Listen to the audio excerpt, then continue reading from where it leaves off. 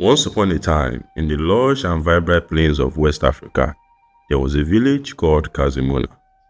Just like in every other village, they farmed for a living and their women were the finest of traders, with their goods reaching villages far and wide. Kazimuna was surrounded by one of the longest rivers in the West African region, the Osun River. The river was also the boundary between Kazimuna and the village of Kuzukala.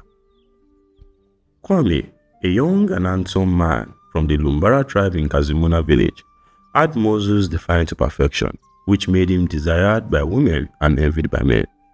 Women would often gather under the baobab tree to gossip about marrying Kwame, but Kwame had his eyes elsewhere.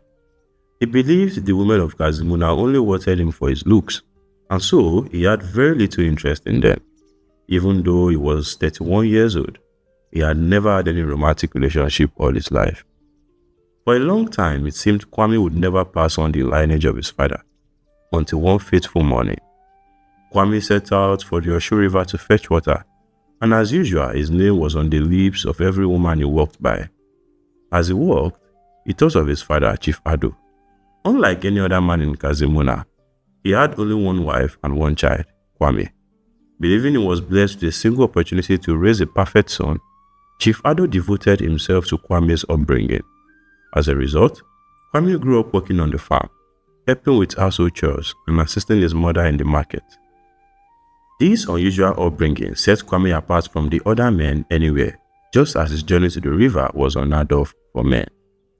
On getting to the Osun River, he set out to fill up his gourd, and as he leaned over, he saw the most beautiful woman ever. Amina, a curvaceous, dark-complexioned woman from the Lubambu tribe of the neighboring village, Kuzukala, was also fetching water from the river. Blown away by her beauty, Kwame lost his footing and fell into the river. Everyone by the river bank already looked to the side where the thought had come from. Embarrassed by the stares he got following his fall, Kwame got to his feet quickly, and his eyes still fixated on Amina. Amina, the daughter of Chief Nana, the greatest medicine man, had become familiar with men staring for too long and meeting the same fate, but something was unique about this man. In Kuzukala, men were known to be lazy. Even our own father had married 9 wives because he needed enough hands on his farm. So the sight of Kwame fetching water was unusual. You must be from Kuzukala, Kwame asked.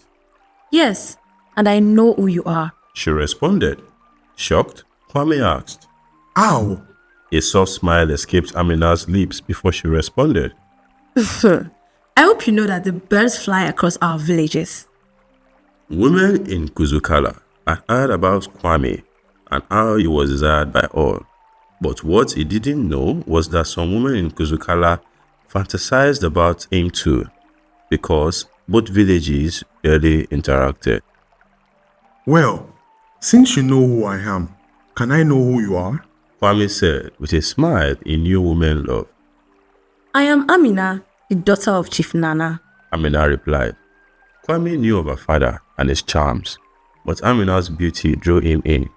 He probed further. How often do you come to this river? Kwame asked.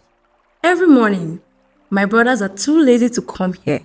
Amina replied, lifting her pot of water as she turned to leave. Kwame nodded his head slowly. He knew he had a new routine to keep to.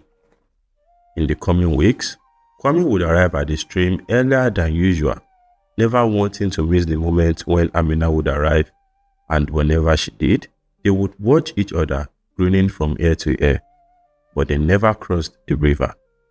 Kwame had been told from a very young age to never cross to the other side of the river. He never knew why, but when he became an adult, he asked his father. My son, Said Chief Ado. a very long time ago, we were 2 happy villages, and the river never existed. We both ate and drank in peace and harmony. But one day, our old king, King Kofo, decided to marry a new wife from Kuzukala. Despite the warning of the gods, King Kofo married Osun, a woman from Kuzukala. At first, all was well in the king's palace until Osun gave birth to a baby boy. You see, my son, Osun baby boy only lived for 3 days, and every child she ever birthed died on the 3rd day. Osun felt this was because people of Kazimuna never wanted her to marry King Kofo, and so she placed the curse on all the men of Kazimuna, and she wept bitterly. Her tears lasted for days and turned into weeks, until one day she went to the mountains to cry to the gods. Her tears then began to flow down from the mountain, which eventually became the river you know today. Kwame was shocked by this story and chose to obey his father and never had relations with the people of Kuzukala. One morning before the break of dawn, Kwame arrived to the river to spend time alone with Amina, and as he stood by the river bank, gazing into the scanty bushes on the other side, he heard a faint but familiar voice say, You know you can come over here. and in that moment, Kwame realized he was in love with a forbidden fruit. I don't think so. My father told me never to step foot in your village or cross this river. Kwame replied, Really? I thought you were man enough to know that all those stories don't hold water. Amina said in a rather disappointing tone. She knew of the taboo but had hoped their love was strong enough to test the tales. Sensing her disappointment, Kwame swam across the river until he was only inches away from Amina. His heart pacing faster than ever. He muttered. You are beautiful. Amina grinned with excitement. I know you are smitten, but can we make use of this time before others show up? And thus began a new routine for the both of them. However, it was impossible to hide for so long in such a small village, and rumors of Kwame's early morning rendezvous with the woman from the other side of the river spread like wildfire. Where is Amina? Chief Nana asked, searching for his daughter fruitlessly at the early hours of a cold morning. Panicked, he called on all the men in his household. I want you all to go to the length and breadth of this village and find Amina. The men set out, shouting her name at the top of their lungs as they swept through the village. They called out in vain. Kwame, enjoying his early morning rendezvous with Amina, heard a voice from afar call out her name. Did you hear someone call out your name? Kwame asked. The voice called out her name again, but this time it sounded closer. Quickly, Amina pulled out of Kwame's hold, shouting, Go! Go! Immediately, Kwame jumped into the river and started to swim back to the side of the river. Amina picked her gourd and began the walk back to the village. I am here. Why are you shouting my name? Amina said, coming face to face with her brother Ayu. Why are you out this early to fetch water? Because I want to. She responded sharply before she continued going home.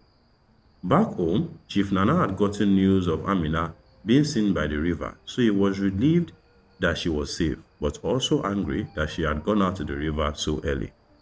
Where do you think you are coming from? He said angrily as Amina strolled into the house. I'm coming from the river, Papa. Her father squinted his eyes as though that would help him see through his daughter. Does the river run dry by morning? Or it's a taboo for you to fetch water when the sun is out? No, Papa. I have been watching you. You go to the river very early these past few weeks, and you take long hours before you return. Even the tortoise is faster than you. I do not know what you are up to, but be warned. Chief Nana grunted as they left the courtyard. There and then, Amina knew she could no longer hide her lover, but letting go of the man she loved was not something she was willing to do. It was a bright morning when the king of Kazimuna summoned Chief Ado, Kwame's father. The king has summoned you, the servant said to him. I hope all is well. Chief Ado asked. When we get to the palace, you would know. Upon getting to the palace, Chief Ado met a large gathering of young women murmuring to one another. Long live the king. Chief Ado said, fully prostrating before the king. You may stand up, said King Kojo. I believe you are aware of the reason these women are here today, the king asked. No, I don't know. Has my son done anything to them? Yes, he has. He has done a lot of things. And I am disappointed in you, Chief Ado. Despite knowing our culture and traditions, you support your son's waywardness. Waywardness? replied a perplexed Chief Ado. I am not aware of all these accusations levied against my son. Kwame is well trained. Well trained, you say, but he has been crossing the river to meet the woman from Kuzukala, What? That is impossible, not Kwame. Chief Ado retorted. Ajwa, a woman who had long desired Kwame to know of it, explained how she had followed Kwame to the river one morning and caught him and Amina on the other side of the river, playing like little children and holding each other in ways only lovers would. Feeling angry and defeated, she had told the other women about Kwame's despicable act, and thus they reported to the king. You know the repercussions of your son's actions on your family and this village, yet you allowed this to happen right under your nose, said King Kojo. Chief Ado replied, I am truly surprised by this, but I will do the needful. Do it fast. Chief Ado walked out, confused and afraid. The riverbank, which used to be a place of bliss for Kwame and Amina, now became forbidden, as the women on both sides watched each other with scorn and resentment. Kwame, who had not been to the river in weeks, missed Amina every day, but he knew he could not see her again.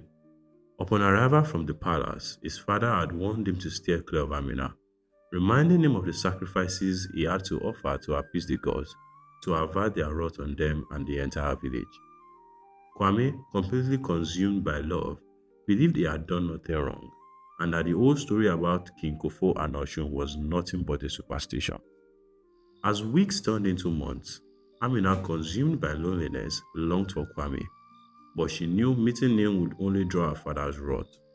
She refused to eat or drink anything for days, and her once voluptuous body shrank till she became scrawny.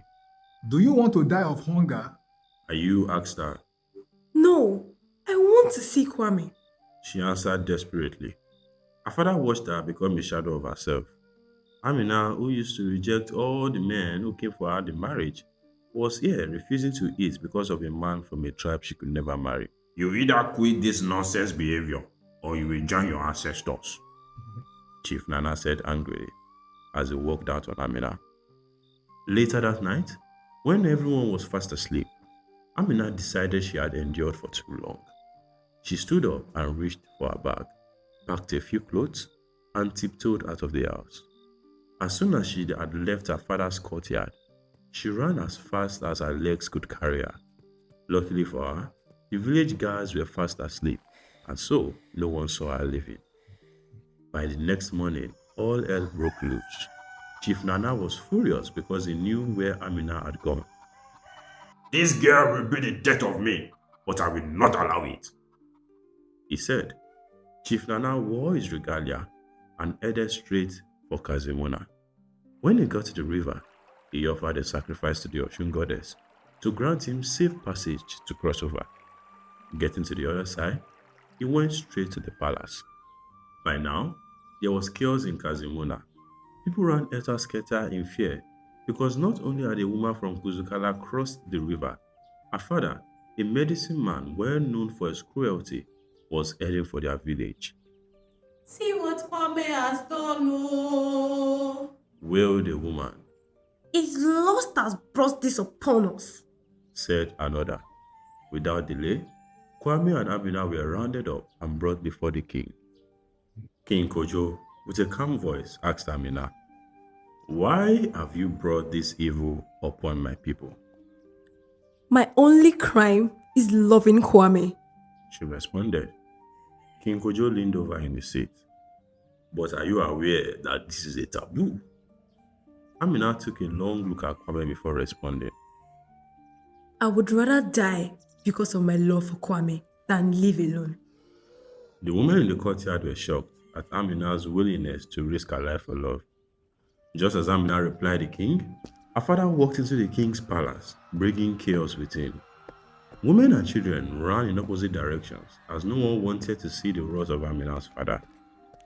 Welcome, Chief Nana, King Kojo said. This is not the time for pleasantries, he replied. I'm angry as you are, Chief Nana. Not only have these two committed an abomination, but they have disregarded our warnings. It is your kindred, that has decided to eat the food meant for the gods. Chief Nana replied, turning to face Kwame, revealing his eyes filled with rage. Out of all the women in the world, why have you fixed your eyes on my daughter? I love Amina. My heart chose her. Kwame responded. Then you and your heart, you think this will end well? Facing Amina, he added, as for you, I have disowned you because I know you could never come out of this alive. Lastly, to King Kojo, he said, Your Highness, I believe you know the punishment for the crime that these two have committed. Yes, I do, replied the king. You see, crossing the Osun River came with a severe punishment. Unless a sacrifice was made to appease the gods within 7 days, the women of both villages would begin to lose their beauty. Their skin would wither, and their breasts would fall like used pouches. Kwame was firm in his belief that this tale was a lie. None of the women had experienced any punishment since he crossed the river for Amina, so he refused to offer any sacrifice. I would not be offering any sacrifices, he insisted. Then prepare to die in 7 days, Chief Nana replied, as he walked away angrily, taking one last look at his child, restraining himself from invoking a curse on the couple.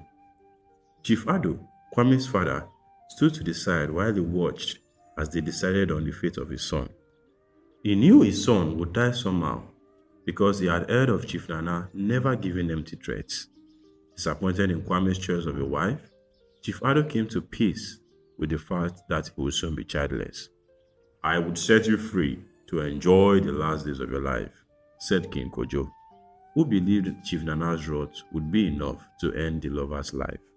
Kwame and Amina were released, and they left the palace, much to the mockery of the women in the palace. As the days went by, they anticipated the wrath of Amina's father. Let us enjoy our last days together, Amina said. I know our love is stronger than any curse, and we will not die like your father said. Kwame replied. Do you think so? I know my father. He means every word. But not this one. Chief Nana loved Amina so much that he knew he could never bring harm to her. Even as days rolled by, he hoped the river goddess would not rain her wrath on the women of both villages. But he gathered his household and began to plan to leave Kuzukala. As the 7th day approached, many women in Kazimuna gathered at Chief Ado's house, demanding that Kwame and Amina be brought to them and banished from the village. They feared their beauty was going to fade in coming days, but the village guards repelled them every day. By the 8th day, they noticed no changes to their body. By the 14th day, Kwame and Amina were still alive, and the women even began to get fairer and thicker. What's going on? They asked.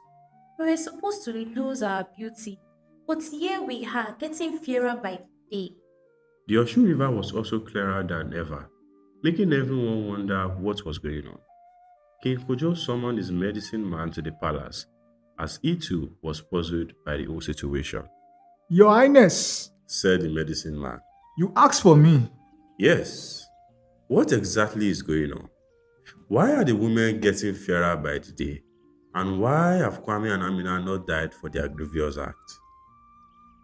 The medicine man gave King Kojo a long stare before bursting into a loud laughter.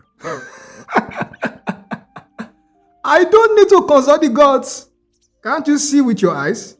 There was never a curse on whoever married Kuzukala.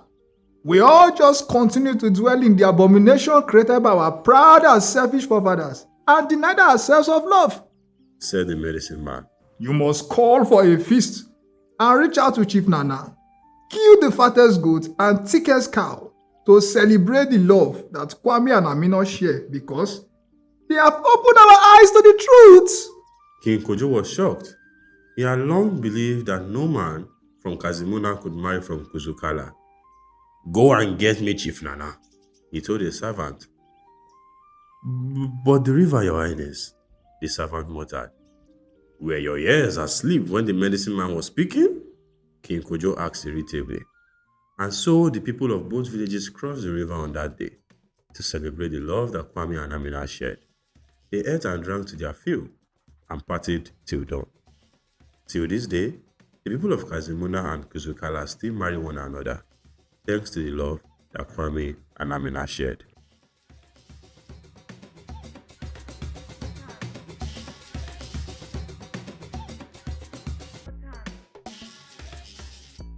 Thank you for watching.